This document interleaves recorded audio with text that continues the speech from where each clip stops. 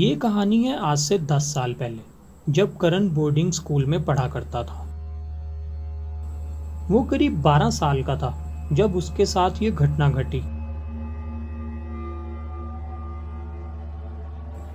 एक दिन वो क्लास में बाकी बच्चों के साथ पढ़ रहा था। तभी दूसरी टीचर भागते हुए क्लास में आई और बताया कि पास वाले स्कूल में कुछ ऐसा हुआ है जिसकी वजह से स्कूल का लॉकडाउन करना होगा और किसी भी स्टूडेंट को अपने हॉस्टल रूम से बाहर निकलने की परमिशन नहीं होगी। असल में पास वाले स्कूल में एक सीरियल किलर ने कुछ लोगों का मर्डर कर दिया था और अब वो स्कूल के आसपास ही घूम रहा था। इसलिए जब तक पुलिस उसे पकड़ नहीं लेती तब तक स्कूल बंद रहेगा।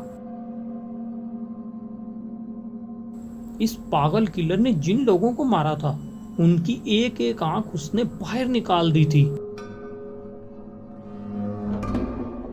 ये बात जानकर स्कूल के बच्चे बहुत खौफजदा थे। जब से ये लॉकडाउन शुरू हुआ था, रोज रात को करण को किसी आदमी के चीखने की आवाज सुनाई देती थी। लेकिन ताज्जुब की बात यह थी कि ये आवाज इसके अलावा कोई और सुन नहीं पाता था। एक रात फिर से वो सो रहा था और इसे वही आवाज सुनाई दी।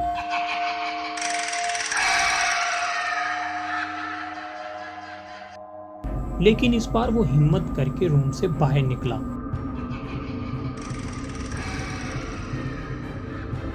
के रूम के बाहर खून पड़ा था। वो खून के पीछे पीछे गया और वहां उसकी नजर उन बोतल्स पर पड़ी जिनमें उन लोगों की आंखें थी जो उस सीरियल किलर ने निकाल दी थी। ये देखकर वो अपने रूम की तरफ जाने लगा, लेकिन उसी वक्त एक आंख रेंगते हुए इसकी तरफ आने लगी और 12 साल का करण ये देखकर बहुत खौफजदा हो गया और वापिस अपने रूम की तरफ भागा और जोर जोर से चीखकर मदद के लिए बोलने लगा।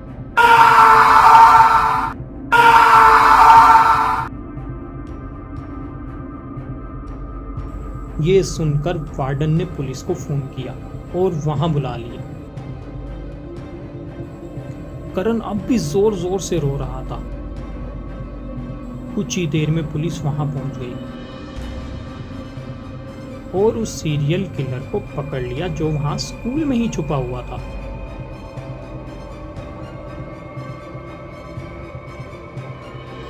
करण ने इस रात जो महसूस किया वो सच था या नहीं क्या पता, लेकिन वो बोतल्स और उनमें पड़ी हुई आंखें वो एकदम हकीकत थी। और आज भी जब करण रात को सोता है तो उसे खौफनाक ख्वाब आते हैं जहां कुछ आंखें उसका पीछा कर रही होती हैं।